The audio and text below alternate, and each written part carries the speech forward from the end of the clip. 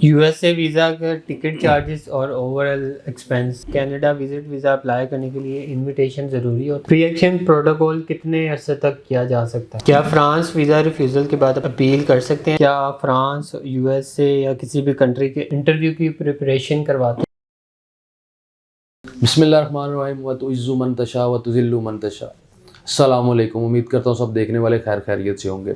आज फिर हमारे पास कुछ क्वेश्चन इकट्ठे हुए हैं हमारे फेसबुक पेज पे, हमारे यूट्यूब चैनल पे। जुनैद साहब, जैसा कि आपको पता है कि हमारे सोशल मीडिया को हैंडल करते हैं, इन्होंने कुछ क्वेश्चंस, कुछ क्यूरीज इकट्ठी की हुई, तो सोचा आज जो है वो सुबह सुबह सबसे पहले आपको जो हम लोग कुछ इसके आंसर्स दे दें और कुछ जो है वो रिप्लाई कर दें। यूएसए वीज़ा का टिकट चार्जेस और ओवरऑल एक्सपेंस क्या?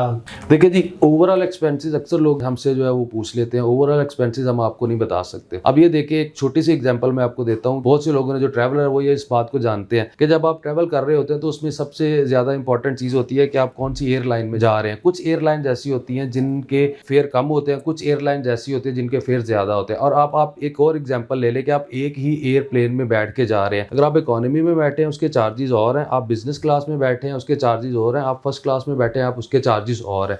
इसी तरह जब आप किसी होटल में जाके रुकते हैं, वहाँ पे आप देखें 2 स्टार में या 3 स्टार में या 4 स्टार में या 5 स्टार में, तो इसलिए आपको कोई रफली आइडिया हम नहीं बता सकते होते। और फिर टिकट जो है इनके रेट चेंज होते हैं, जैसे क्योंकि इवेंट आ जाता है, न्यू ईयर है, या जैसे अभी T20 का वर्ल्ड कप आ रहा है तो वहाँ पे इवेंट है, तो इस तरह डेट्स के अकॉर्डिंग भी जो है ना वो चेंज होती रहती हैं, रेट चेंज हो। तो एग्जैक्ट हम आपको नहीं इसका बता सकते। कुछ डेट्स आप हमें कंफर्म करेंगे, इन डेट में ट्रैवल करना है, उस पर हम आपको बता देंगे कि ये अवेलेबिलिटी है, ये इनके चार्जेस होंगे। कनाडा विजिट वीज़ा अप्लाई करने के लिए इनविटेशन ज़रूरी होता है? इनविटेशन किसी कंट्री के लिए ज़रूरी नहीं है। अगर है तो बड़ी अच्छी बात है, अगर नहीं है तो ज़रूरी नहीं है। ना कनाडा के लिए, ना यूएसए के लिए, ना शेंजन के लिए, किसी कंट्री के लिए नहीं। अगर इनविटेशन है तो एक पॉजिटिव पॉइंट है, एक एज है, मगर इनविटेशन ज़रूरी, जिसको हम मैंडेटरी कहते हैं, वो नहीं है। एक सवाल है कि क्या फ्रांस यूएसए या किसी भी कंट्री के इंटरव्यू की प्रिपरेशन करवाते हैं? देखिए जी, इंटरव्यू की कोई एक ना स्पेसिफिक प्रिपरेशन कोई नहीं होती उसमें कि हम आपको कहेंगे जी कि आपके कि ये क्वेश्चंस हैं, नहीं, ऐसा नहीं।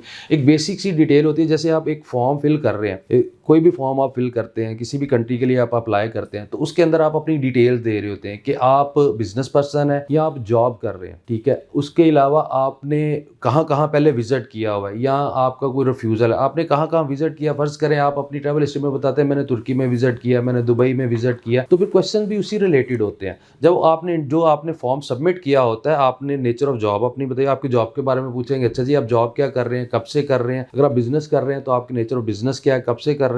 आपकी ट्रैवल हिस्ट्री है तो ट्रैवल हिस्ट्री में आपने कौन कौन सी कंट्रीज़ को ट्रैवल किया हुआ है और वहाँ पे टूरिस्ट अट्रैक्शन कौन कौन सी है। फर्ज करें आप कहते हैं जी हम लोग तुर्की गए थे, हम लोग साउथ अफ्रीका गए, हम जापान गए हैं, तो फिर आपसे ये पूछ सकते हैं अच्छा जी आपने जापान में कौन सी जगह देखी, आपने तुर्की में कौन सी जगह देखी, आपने दुबई में कौन सी जगह देखी। ये बेसिक सी क्वेश्चन होते हैं। और दूसरा ये होता है कि आपका पर्पस, आप किस पर्पस के लिए जा रहे हैं। अब जिस पर्पस के लिए जा रहे हैं उसके बारे में आपसे पूछा जाए, उसमें कोई ऐसा नहीं होता कि बहुत से सवाल जो है वो आपके उसके अलावा आ जाते हैं। सपोज कि जो आपने फॉर्म के अंदर डिटेल दी है, आप मैरिड हैं, अनमैरिड हैं, नंबर ऑफ किड्स क्या है, उसी से रिलेटेड वो क्वेश्चन होते हैं इंटरव्यू में। ठीक है सर। अगला सवाल है कि विजिट वीज़ा अप्लाई करने के लिए बैंक अकाउंट में कितनी अमाउंट शो करवानी चाहिए? शो नहीं करवानी सर। ये एक वर्ड जो आपने क्वेश्चन जिस भाई ने भी किया, अच्छा किया उन्होंने, कि कितनी शो करवानी। कभी भी एक स्टेटमेंट में जो है ना वो शो नहीं करवाई जाती, एक मेंटेन बैलेंस लेके चल जाता है। शो का मतलब ये होता है कि आपने, या मैं जिस तरह मतलब ये समझो कि आप वीज़ा अप्लाई करने के लिए इतने पैसे इसमें रख दें, नहीं, ऐसा नहीं होता। आप इमीडिएट बेसिस पे अगर बैंक स्टेटमेंट के अंदर बैलेंस रखते हैं तो वीज़ा ऑफिसर को भी इस बात का पता चल रहा होता है कि ये सिर्फ इस पर्पस के लिए रखे हैं।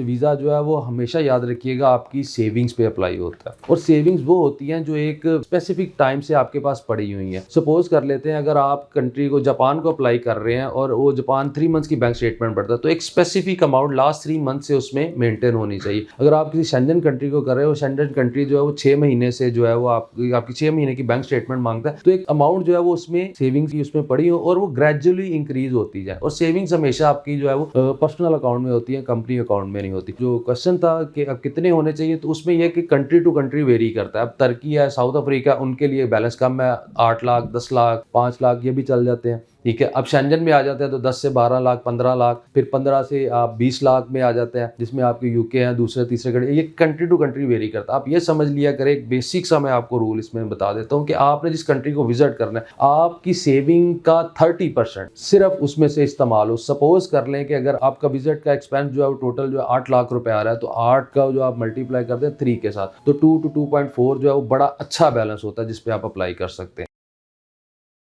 प्री एक्शन प्रोटोकॉल कितने अरसे तक किया जा सकता है? प्री एक्शन प्रोटोकॉल की कोई स्पेसिफिक टाइम नहीं होता कि आप कितने अरसे तक किया जाता है, मगर हम लोग ये सजेस्ट करते हैं कि एज सून एज पॉसिबल उसको प्रोसेस कर दें, क्योंकि प्री एक्शन प्रोटोकॉल का प्रोसेसिंग टाइम जो है वो काफ़ी ज़्यादा होता है। जैसे आपने प्री एक्शन प्रोटोकॉल रेडी किया, रेडी करने के बाद आप सबमिट करेंगे तो 14 डेज़ के अंदर उन्होंने एक्सेप्टेंस उसकी एक ईमेल आती है। 14 डेज़ के बाद फिर आपको 3 मंथ्स की डेडलाइन मिलती है, एक टाइमलाइन मिलता है कि इस टाइम तक हम आपको रिप्लाई कर देंगे। तो कोशिश ये किया करें कि अगर आपने प्री एक्शन प्रोटोकॉल में जाना है तो कपल ऑफ डेज आप डिसीजन लेके उसमें चले जाएं। उसमें ज़्यादा से ज़्यादा आप ये समझ लें 2 वीक्स के अंदर जो आप इसको कर दें, इससे ज़्यादा डिले ना किया करें। अगर आपने कोई अपील भी करनी है, अगर आपने कोई प्री एक्शन में भी जाना है, तो 2 वीक्स के अंदर कोशिश करके 2 वीक्स 3 वीक्स के अंदर जो वैसे तो एक रफली टाइम 1 मंथ का होता है, मगर 2 वीक्स के जो हम आइडियल टाइम जिसको बोलते हैं ना, कि 2 वीक्स के अंदर आप उसको कर लिया करें।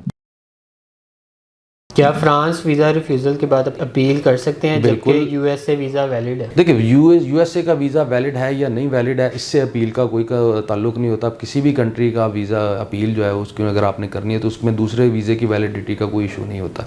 आप बिल्कुल फ्रांस की अपील कर सकते हैं, आपका राइट है और करना भी चाहिए इसको। आज का हमारा सेशन यहीं पे ख़त्म होता है। जितने क्वेश्चन हमारे पास थे वो हमने आपको उसकी जो डिटेल थी वो बिल्कुल फ्राहम कर दी है। मज़ीद अगर आप कोई क्वेश्चंस करना चाहते हैं, नीचे दिए गए हमारे हेल्पलाइन नंबर है, वहाँ से आप इन्फॉर्मेशन ले सकते हैं, डिटेल ले सकते हैं। वीज़ा अप्लाई करना चाहें वहाँ से कर सकते हैं, ऑफ़िस आना चाहते हैं ऑफ़िस आ सकते हैं। अगर कोई और बात आपने करनी है, आप चाहते हैं कि आपके क्वेश्चन की वजह से किसी दूसरे लोगों को भी कोई इन्फॉर्मेशन मिल जाए, तो फिर आप हमें इनबॉक्स में मैसेज कर दें या अपने कोई कमेंट में अपने क्वेश्चन छोड़ दें। उसमें होता है कि कमेंट्स जो है कुछ टाइम के बाद हम लोग आंसर करते हैं, कुछ कमेंट्स इकट्ठे हो जाते हैं जो नए कमेंट्स होते हैं। पुराने पे अगर बहुत से ऐसे होते हैं, कुछ कमेंट्स ऐसे हैं जो कि रिपीट हो रहे होते हैं, तो रिपीट पे ऑलरेडी वीडियोस हमने बना के रखी हुई हैं। जो नए कमेंट्स आते हैं हम चाहते हैं कि नई इन्फॉर्मेशन जो है अपने देखने वालों के साथ शेयर करें। ठीक है, तो अपना बहुत ज़्यादा ख्याल रखिएगा, दुआ में याद रखिएगा। अगले सेशन तक के लिए अल्लाह हाफिज़।